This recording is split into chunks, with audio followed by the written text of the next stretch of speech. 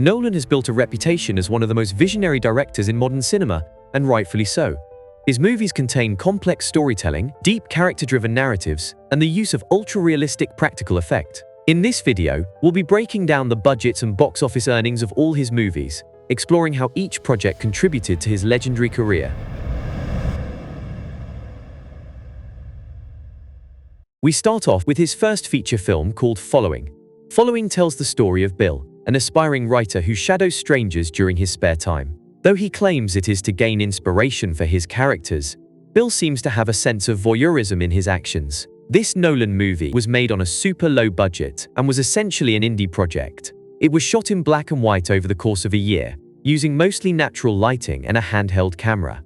We do a predominantly handheld camera, so we're not trying to ape larger movie-making techniques with the dolly and so forth, and things that actually require very expensive equipment.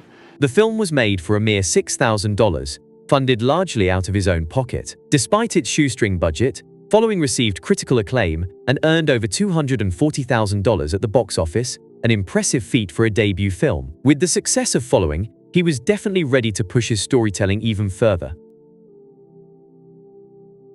Nolan's breakthrough came with Memento, a psychological thriller told in reverse order which was based on a short story written by his brother, Jonathan Nolan. The film featured an intricate narrative structure that demanded the audience's full attention. Compared to his previous work, Memento was made on a budget of $9 million and turned into a sleeper hit, grossing $39.7 million worldwide. Time shifting, the idea of nonlinear structures or non-chronological structures becomes a real freedom. And for me, it kind of found its ultimate expression in Memento, because that was as strong an alignment as I could find between a narrative structure and a point of view. It currently holds a 94% critic rating, certifying it as a critic and audience classic. The film's unique storytelling and critical acclaim cemented Nolan as a rising star in Hollywood. With Memento proving his ability to captivate audiences, Hollywood couldn't ignore Nolan's talent any longer. This led him to his first major studio project, which would be titled Insomnia. Insomnia was a remake of a Norwegian film of the same name, starring Al Pacino, Robin Williams, and Hilary Swank. The film was a gripping psychological thriller about a detective haunted by guilt and sleep deprivation. Unlike his previous films, Insomnia was more linear, proving that Nolan could handle a traditional narrative while still infusing it with psychological depth and visual style. With a budget of $46 million, Insomnia performed well, bringing in $113.8 million globally. While not as ambitious as his later works, it proved Nolan could handle big-name actors and larger productions. One of the things about the movie that I like so much is the conceit that for the first part of a movie, it's a whodunit, and it very quickly becomes a how and a why done it. I think it has an incredibly compelling central situation that is very Hitchcockian, almost in an old fashion. With Hollywood's confidence in him growing, Nolan was about to take on a project that would change the superhero genre forever.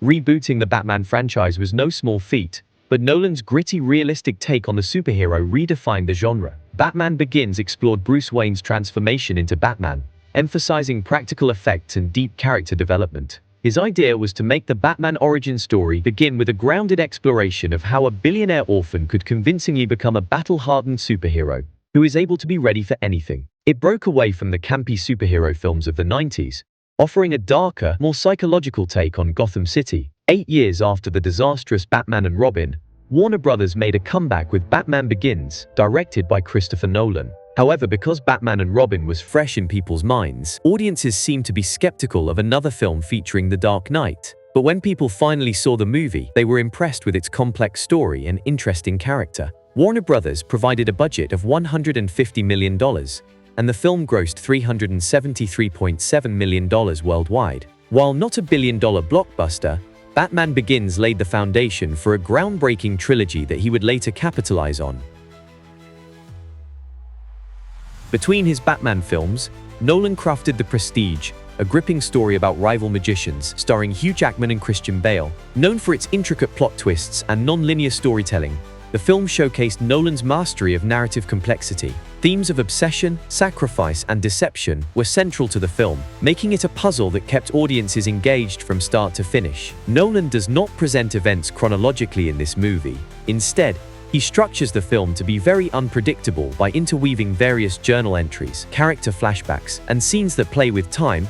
He challenges the viewer to distinguish between reality and illusion, keeping them on edge until the final reveal. The Prestige was made on a budget of $40 million and earned over $100 million worldwide, proving that Christopher Nolan had the ability to balance intellectual storytelling with commercial success. We were going to make the film before Batman Begins, and then realized we didn't have time to do it justice and still have Batman Begins ready for 2005. So we put it off, and I got to come back to it, and still found myself fascinated by this extraordinarily mysterious world of stage magicians at a time, working at a time when they were very, very important figures in the entertainment world. But Nolan wasn't done with Batman yet, because he was about to deliver one of the greatest sequels ever made. You may not know it, but Christopher Nolan's Dark Knight was an absolute game changer in the superhero genre. It may be hard to understand why a movie with a grown man dressed as a bat serving justice to random criminals might be so important in the grand scheme of things.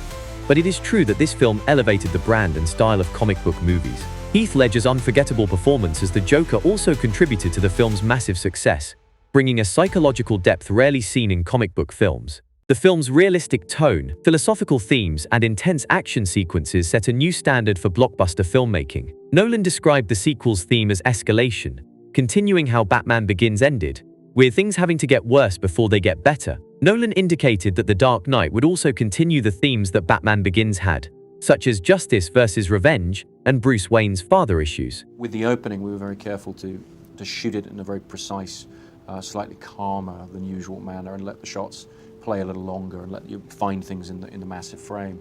But as the film progresses, we get sort of more and more frenetic, really, and I don't think people notice. They seem to sort of, go with it. The story was co-written by Christopher Nolan and screenwriter David Goyer. With a budget of $185 million, the film grossed $1 billion, making it one of the highest-grossing films of its time. The Dark Knight was released to universal acclaim among critics and audiences alike, currently holding a 94% critic rating. With The Dark Knight, Nolan had redefined superhero cinema.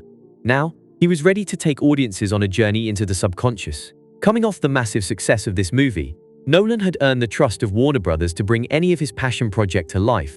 As you know, Hollywood studios would not hesitate for a second to sink their money-hungry fangs into any delicate piece of art, as long as that delicate piece of art is extremely guaranteed to quadruple their initial investment. So with that in mind, Nolan gave them one of his finest projects called Inception.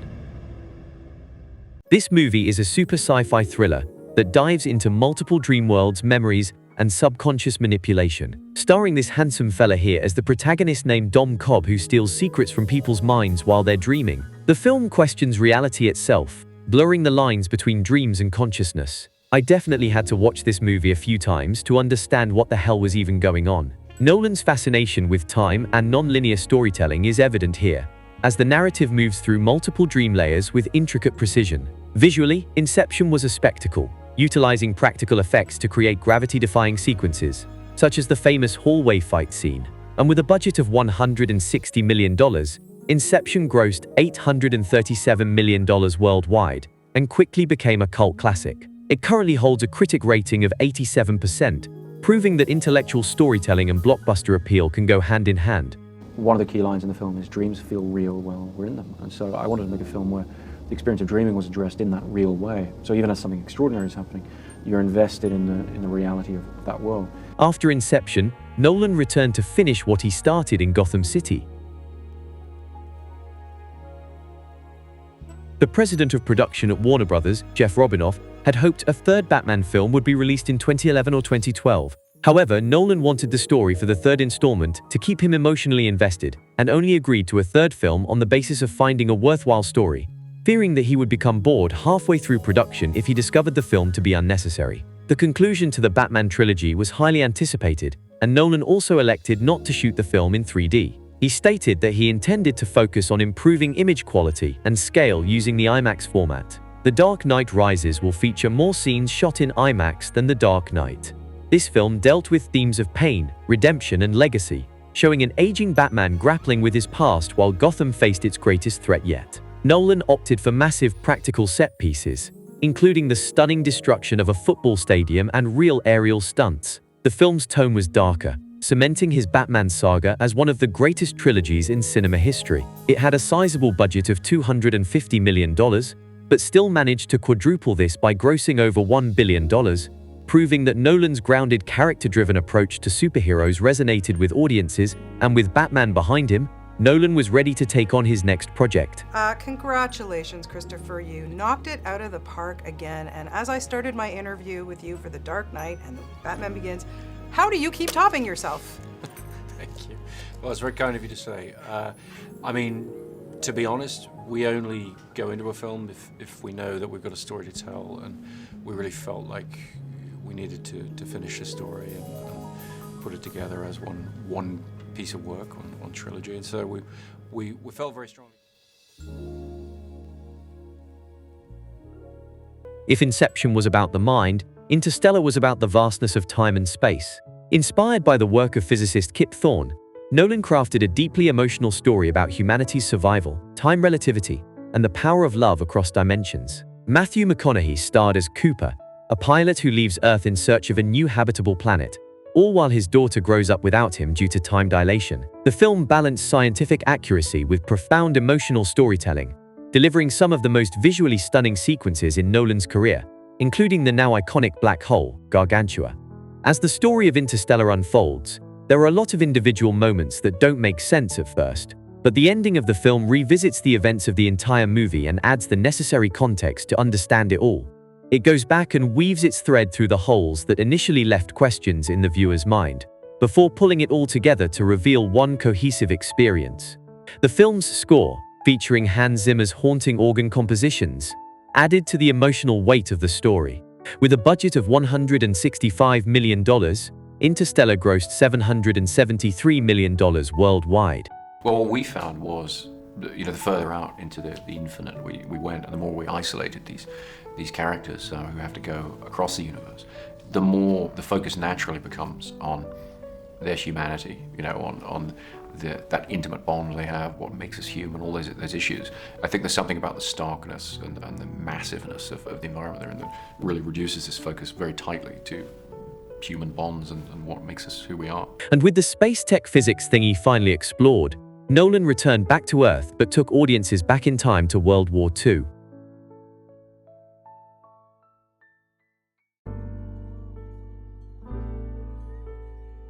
Dunkirk was Christopher Nolan's first true war film. It was an intense, immersive experience that put audiences right in the middle of one of World War II's most desperate evacuations. Unlike traditional war films, Dunkirk had minimal dialogue and focused entirely on visual storytelling, relying on tension and action to drive the narrative. The film's structure was divided into three interwoven perspectives: land, sea, and air, each following different timelines that converged at the climax. The use of IMAX cameras and practical effects, including real ships and aircraft, added authenticity to the harrowing experience. Of course, being a Nolan film, Dunkirk is also a non-linear narrative. The 68-day production wrapped in early September 2016, and Nolan and his longtime editor Lee Smith disappeared into an editing bay at Warner Bros. For several months to assemble the 54 hours of raw footage into a cut. With a budget of $100 million, Dunkirk earned $527 million worldwide. It currently holds a 92% rating, marking it as one of Nolan's most critically acclaimed films.